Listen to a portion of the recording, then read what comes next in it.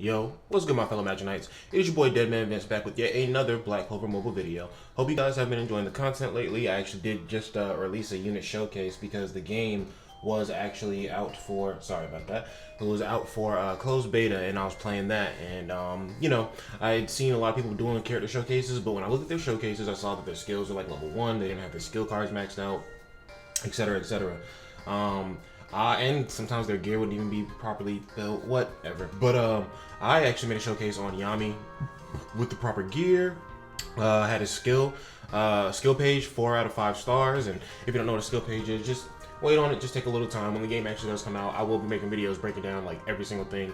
But you know, I made a little showcase on that, so you guys can definitely go check that out. Feel like that was a really nice showcase there. Got to show some big numbers, you know, stuff like that. And basically, instead of like combat class, like in 7 Deadly Sins, in that game they have TP for like team power or total power. So my Yami's TP was actually at 55k, which is the highest that I've seen for a character coming out of the beta. But that's because I was focusing my resources on one character, just trying to see the limits of one character, rather than, you know, building a bunch of characters. And don't get me wrong, I still had like 10, 15 LRs. It was whatever. Once again, another thing that I'll explain when the game is closer to being out. But this video is more so for me to give you my thoughts on the closed beta, and obviously you knew that that's the name of the video. But yeah, I just kind of wanted to reference that other video real quick, just because, you know, we do get to see some good numbers on that, and I really break down a lot of things in that video. Kind of helps you understand the game just a little bit, just a tiny bit. But let's go ahead and just hop right into it. So first thing I want to talk about is like the overall kind of like UI interface, I guess you could say, just like player experience, just quality, like the little things that are considered quality of life updates after a game comes out, right? Basically, the game's UI is very, very clean. It has a UI that I can kind of like compare to Genshin, but instead of traveling just like a big world map, it's more so you travel like certain zones, like in 7 Deadly Sins. It's like a UI, it's like a Genshin UI mixed with 7 Deadly Sins type of like, how do you say, halfway open world, somewhat open world game, semi-open world. Basically, you do walk to little areas just like 7 Deadly Sins, and whenever you would go into the tavern and, you know, walk on the map and go to different chapters in 7 Deadly Sins, what that looks like in Black Clover Mobile is like a little chibi of whoever you are walking around on the map. The reason why I'm saying it looks kind of like Genshin is because all the extra features that you have remind me somewhat of Genshin. Like you have the world mission, you have like a world boss that you can go and kill to get extra gold. Then you have a what am I thinking? You have the memory hall, which I'm not sure, I haven't played Genshin like too much, but I did play back in the day when my friends convinced me to. Never playing that shit again.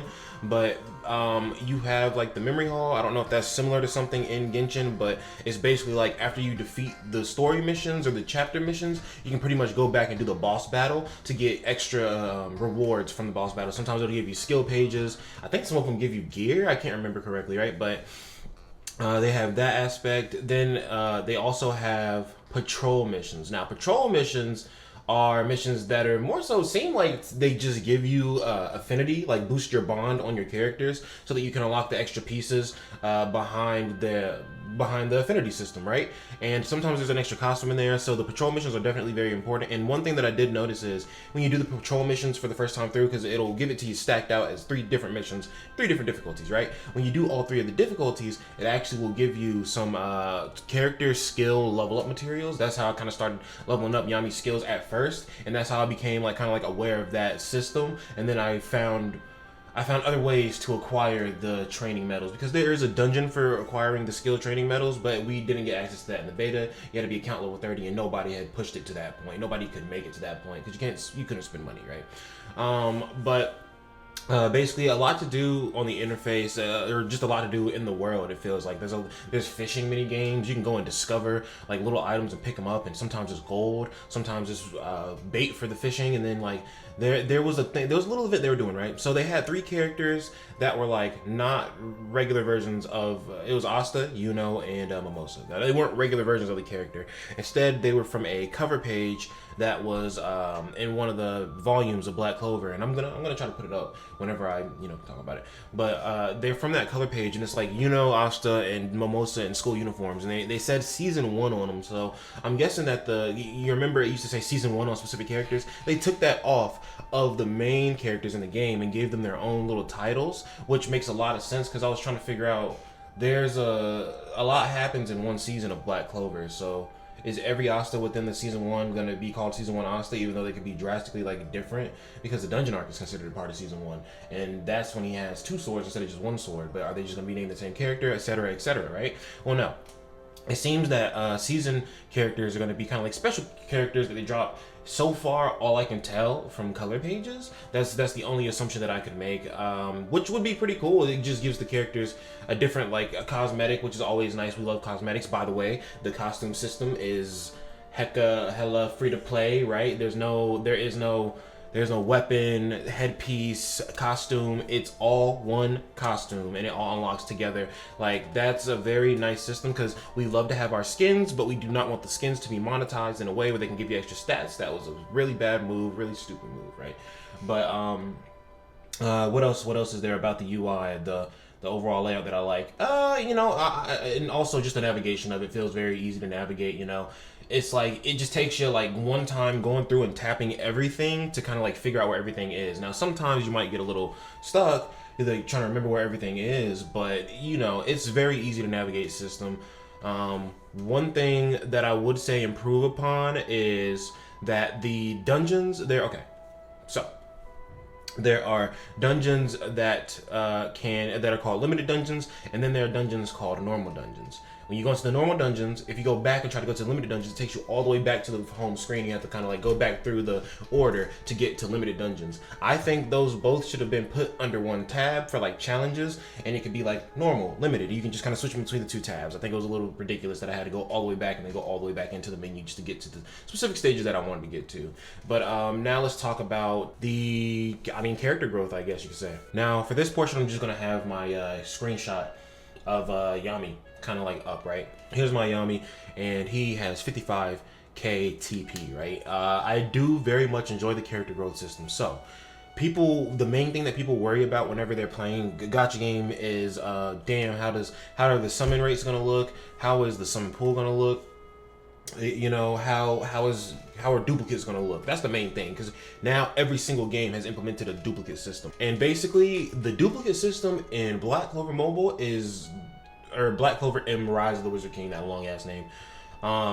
The duplicate system is actually very, very free to play friendly. So basically, or at least for the beta, it was free to play friendly. So basically, you summon a character, and they have like these 4-leaf clover. That's kind of like how you boost their rarity. It's kind of like their awakening system, right? But instead of on 7 Deadly Sins, it was like leveling up a character, limit breaking a character, and then boosting a character's rarity. Were 3 different processes in their own right. In this game, limit breaking a character and boosting their rarity is like the same process. And then you use your level up experience potions however you please, right? But they streamline the process very much so to where you need, basically, if you have an SSR character, you need 5 copies of the character to get them to LR. But you can get 5 pieces of the character because they're little shards. That's what the duplicates are. They turn into shards. Instead of coins like in Grand Cross, shards. You need 5 shards to get a character from SSR to LR. Now, when you're farming the character's friendship, every character has 5 pieces of their character-specific shard within their friendship thing. So if you grind out all of the friendship, you can get the character LR with just 1 copy, and that is the most of the duplicate system right there. And that's super free to play friendly. Not to mention the gear. Now the gear is a little iffy. I didn't really get to play around with it as much as I wanted to, and there's a dungeon that you can farm gear on. I feel like that dungeon should possibly be split up into multiple dungeons where you can farm specific types of gear, or maybe it changes daily, but you can farm it in an unlimited amount of times in a certain day. That would be really great, because I feel like they maybe won't add stat rerolling to this, because that's one of the things that I did not like, that we couldn't re-roll our stats on the gear, the substats. Instead, you have to hope you get the correct stat. You can boost the substats, but you cannot re-roll them. So hopefully they implement a system like that into the game. Now, one thing I do like about the gear is that unlike Seven Deadly Sins, where it actually makes you re-roll the base stat, or it doesn't make you, but if you want a perfect gear set, you got to re-roll that base stat so you can get it full, or you have to just keep farming until you get the one with the perfect base stat roll, right? No. In Black Clover Mobile, there's only one number that it could be, and the number just increases. The base stat, it just increases every time you level up the gear, and that's really good, because I feel like a lot of people, and me included, chase that, you know, maxed out stat roll, base stat roll, just to maximize their character's stats and potential as much as possible. But in this game, they have completely eliminated that issue, and you just get gear, and it just goes to its highest base substat. There's only one substat it could be, so we can reach the highest potential a lot easier in that aspect. I definitely would maybe, or not would change this, but something that I feel like they're going to implement. Right now, the gear system works essentially like the grid from Dragon Ball Raging Blast 1. If you guys do remember, or if you didn't play, basically the grid from Dragon Ball Raging Blast 1 is you play with the characters and you unlock items for those characters. Now, the items would go into like a little board for the character, and the board pretty much is like Tetris. You would lay a piece anywhere you could, and it would essentially have to fit with all the other pieces so that the character can get all of his gear in. And if it goes out of the bounds of the grid, then you cannot fit the pieces in, and you cannot put that item on, right? And then you have to do some rearranging or exchange some items out for others, etc., etc.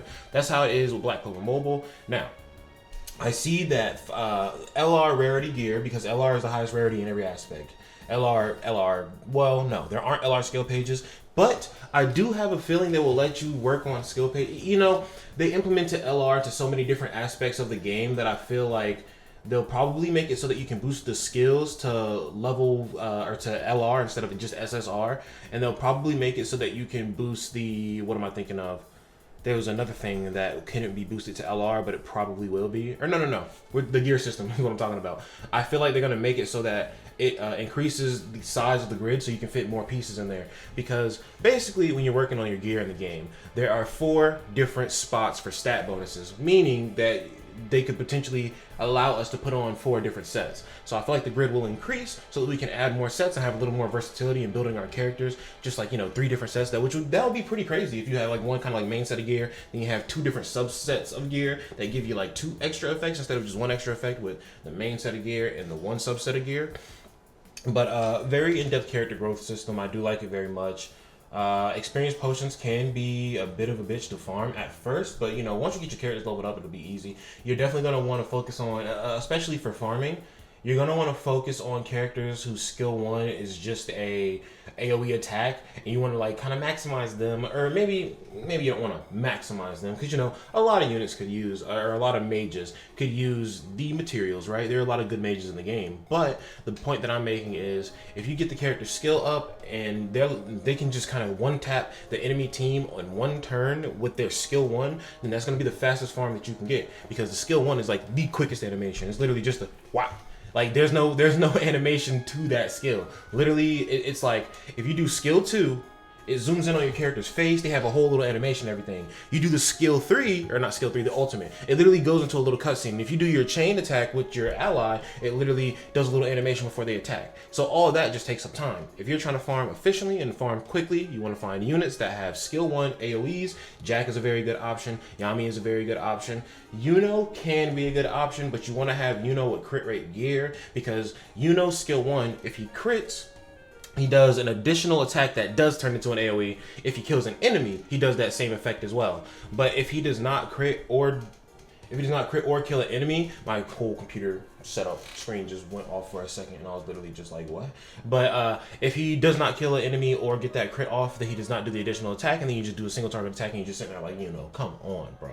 But yeah, basically, single target or AoE for skill 1s for the win when it comes to farming. I have learned that very quickly. And if you auto battle, your character will automatically use their ultimate first.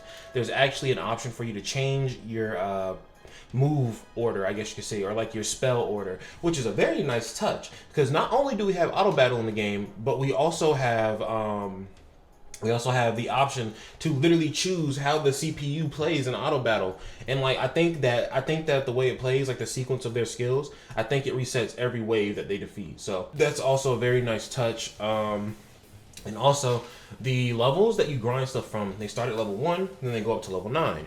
You got to beat it all the way up to level 9. So for that, I would recommend when you're playing this through the story mode to also, you know, every time you unlock something in the special training dungeon, go ahead and go over to the special training dungeon, do it as much as you can until you lose, and then keep running through story, keep boosting your characters here and there, because that's kind of how it works. Everything starts to unlock whenever you finish up the story and everything, but you don't want to get all the way through the story and have to go back and do all that stuff up, because you're going to be needing to train your characters throughout the story so that you can continue through the story. Obviously, you know, hand in hand, coincide, right?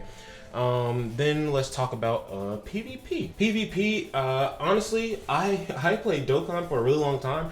I really don't care for PvP in gacha games. Like, it's fun, yeah. I've played 7 Daily as well, and I like PvP. It feels good when you win, but man, does it suck when you lose, especially when you have a really good team and somebody just spent a little bit more money than you. So PvP's never been like my biggest concern whenever we're talking about gacha games, but I definitely do like the PvP in it. It has bot PvP, which kind of like you have a defense team, you have an attack team.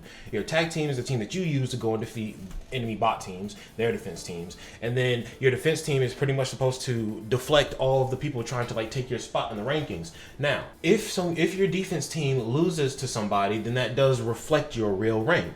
But you can go back through your battle log and you can challenge that enemy player again and beat their bot. You can fight a bot with their attack team basically. You can rematch the bot, and if you beat the bot, then it gives you back those points, or maybe even sends you a little higher. I didn't really bother to do that because it was a closed beta. I wasn't really too worried about, you know, getting to the highest rank of anything in the closed beta. What really matters is how you play when the game is out. And I understand the terms of you play how you practice, but I'm gonna be spending money in the game. I love Black Clover, so you know I can't really practice how I'm gonna play. I can spend money in the beta. It would be stupid to spend money in the beta. We're not keeping any of the information anyway.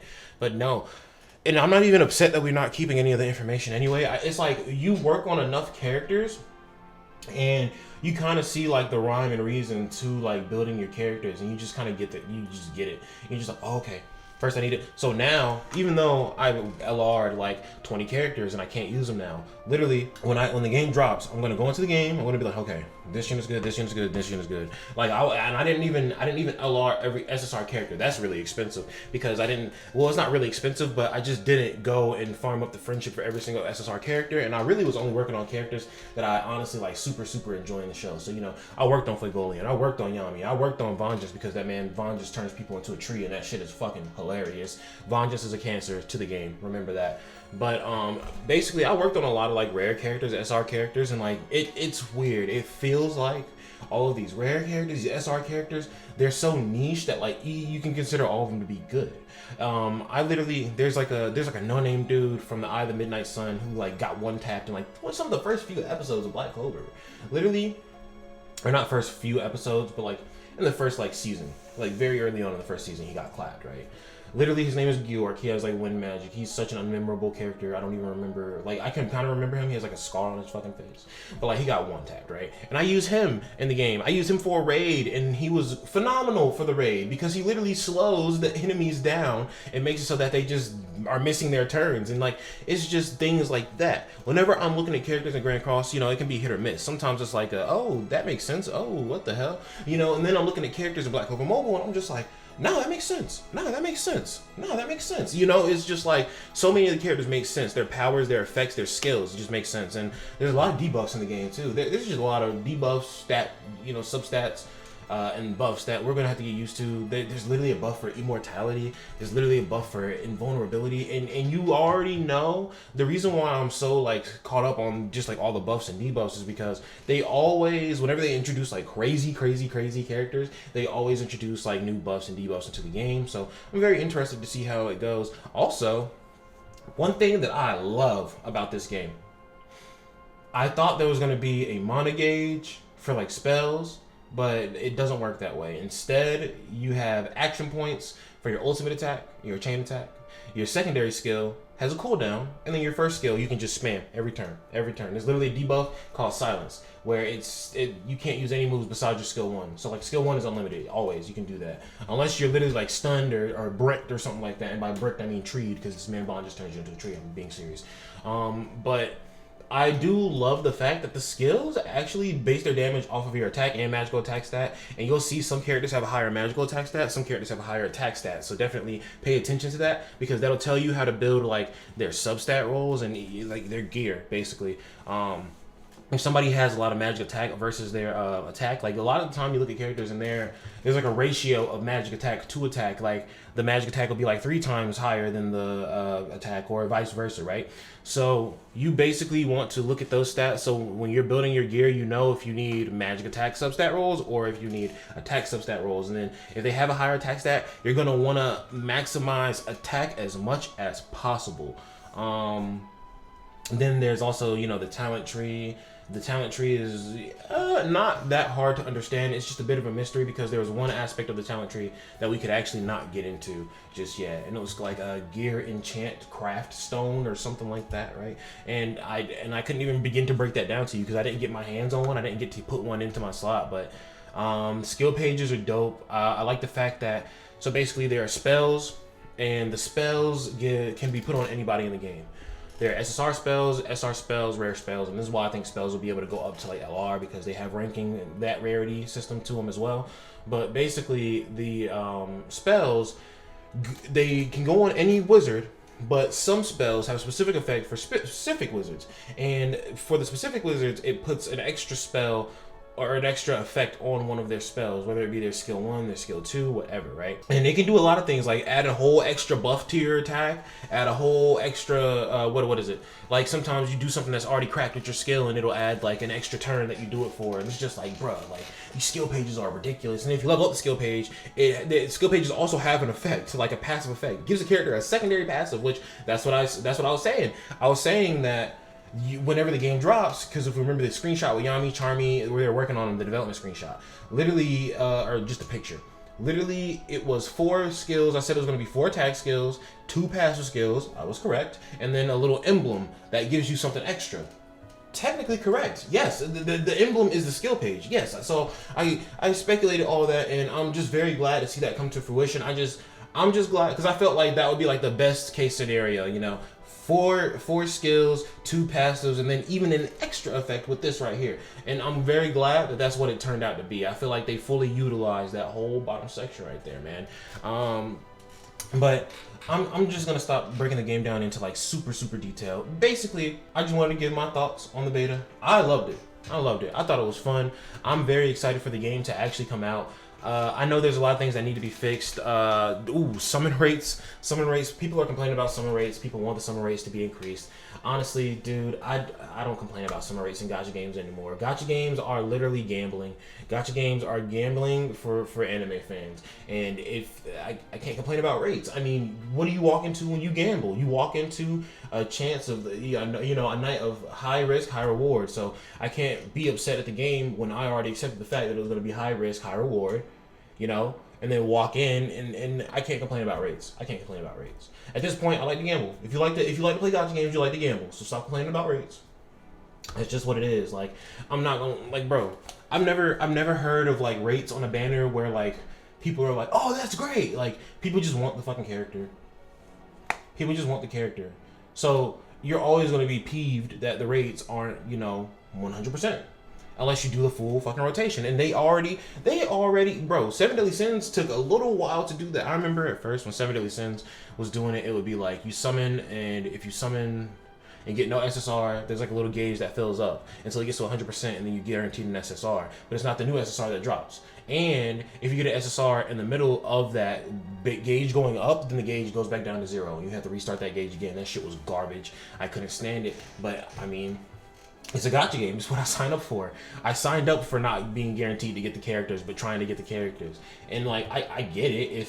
If you don't get the character after, going like 100 multis deep, like, yeah, that sucks. But like, whose fault is it you went 100 multis deep? You could have stopped any time. Like, and this isn't just me talking to people. Like, this is me talking to myself too. There've been plenty of situations where I've gone in a banner like super deep, spent a lot of fucking money, and either gotten like 1 copy of a character or like gotten like no copies of the character. And like when I get that 1 copy, I have the character, I use the character, but I'm just like, man, this motherfucker kind of sucks. I wish I had a higher ultimate level. Then I'm just sitting there like, $500, $700 in the hole or whatever the fuck, right? Happens sometimes. Just in the hole, a bunch of money, and then you're just like, wow, I only got 1 copy of this motherfucker, and then you just be mad. You go, man, fuck this game. And you're like, bro, it's not the game's fault, it's my fault. I decided to spend all that damn money. I don't know why I'm mad for that type of shit.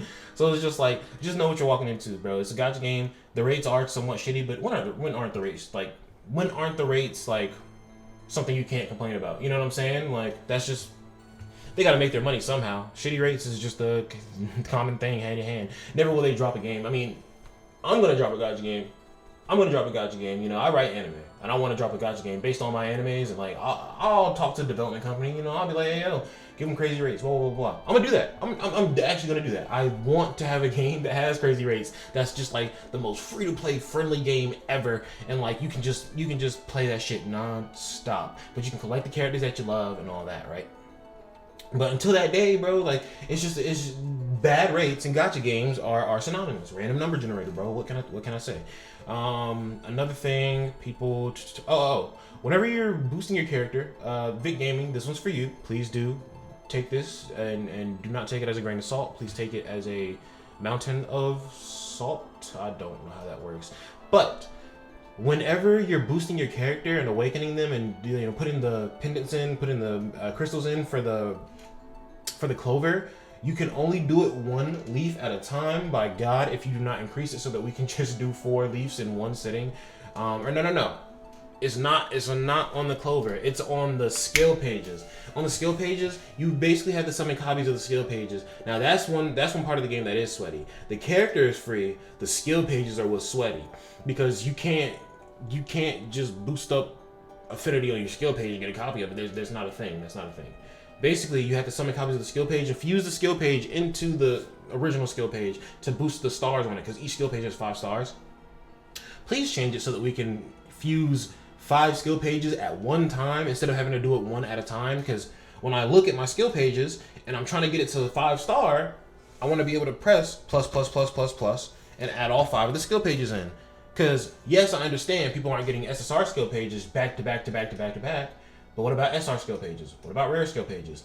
I'm going to be using those for the characters that they're what's the word I'm looking for? For the characters that they are dedicated to, because it gives them extra effects. That's literally a part of the character's kit. So please do increase the number of skill pages that you can fit in at one time. Also, I think that multis shouldn't cost 1,200 crystals. So that number is just a little weird to me. I think it would be better if it was at 1,000 crystals. 1,000 crystals is like that nice little point, and it's just a more comfortable number, I feel like. That's just a me thing personally, but I know people will like cheaper multis at the end of the day. The pity system wasn't too bad. It was like 10. Every summon you do, you get like 30 points, and then you have to do 10 multis. Yeah, 10 multis are 12 multis.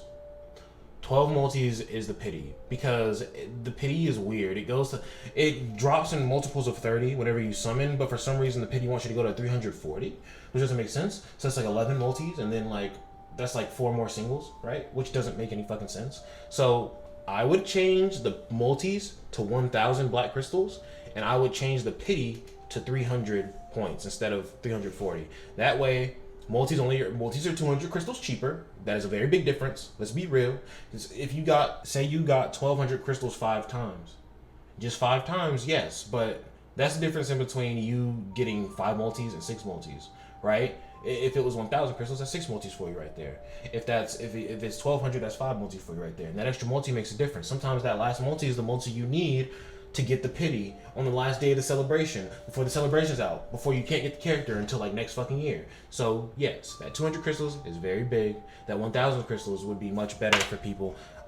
Definitely. Just, the game is already free to play friendly in a lot of different aspects, but I just want it to be like, a free to play masterpiece. I want everybody to have fun playing the game. I want everybody to have fun losing to me when I spend all the money in the world. But what else? What else is there? Also on the banner, the banner gives you gear, right? So throughout the steps of the banner, it was a step up banner is what it was. It was a step up banner with a guaranteed like character at the end of it. In the main banner that they dropped with Yami and Van just had a guaranteed, SSR at the end of it. Now you couldn't choose the SSR, it was just a random SSR from the banner, but still though, I got all the characters in the game, I'm not complaining. But basically, the step up banner, it gave you gear. It did not give a skill page, I don't think. Did it? It might have given a skill page, but it definitely gave you like gear that was good for the character. I'm also trying to figure out how they're gonna how they're gonna do banners, right?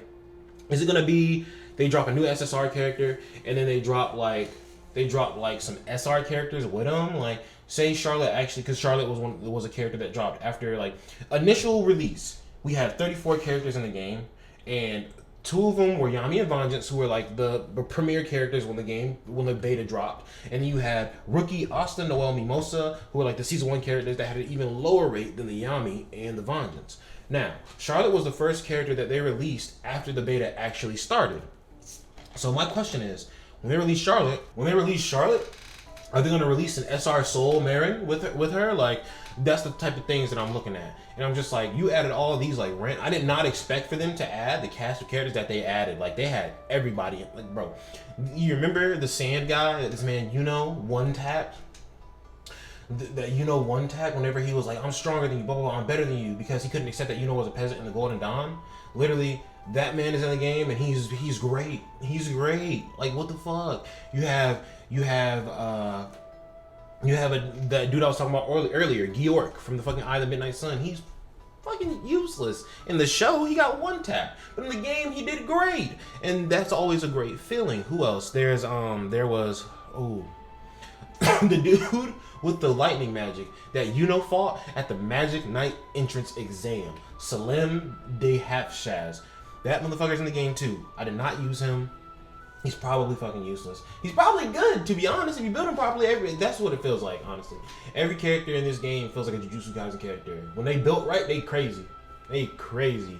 But that's mainly my thoughts on the game, man. Like there's I could talk about this for hours, but I don't want to make this video like too long, even though it's already like long as fuck, right? But that's my thoughts on the beta. I think it was really good.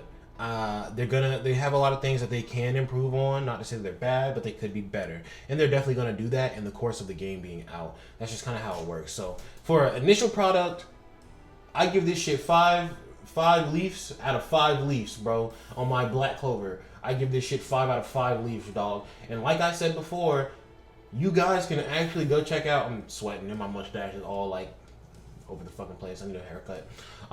If you guys want to go check out that 5500 TP Yami video, then definitely do that. That man was hitting hard, even though he misses his fucking crits. Once we can roll crit percent chance gear, oh my god, a lot of these characters are going to become a lot better. Like there were some characters that were rated very low in tier list and everything, and I was like, how are y'all making character tier lists and y'all ain't even maxed out the skills? Y'all ain't even got the skill pages maxed out and actually use the character at their full like capacity? Like, come on, dude. But there are characters that I feel like are going to change once we're able to roll like the proper stats and things like that on them. But check out that Yami showcase. That show's pretty lit. If you guys did enjoy this video, the talking head dead man with the Golden Dawn cloak and not the Black Bull cloak, I know, then you can go down below and Mario on a thrash that like button, and you can also hit the subscribe and hit the notification bell so that every single time I drop a video, you guys can unleash your hostile mana. That's going to be it for your boy DEADMANVINCE. That's my thoughts on the beta. And whoever else played the beta, comment down below and let me know what you thought. And also, if you guys haven't played the beta, you can also comment down below and let me know whether the things that I was explaining out sounded good or sounded bad. But that's going to be it for your boy DEADMAN. Peace.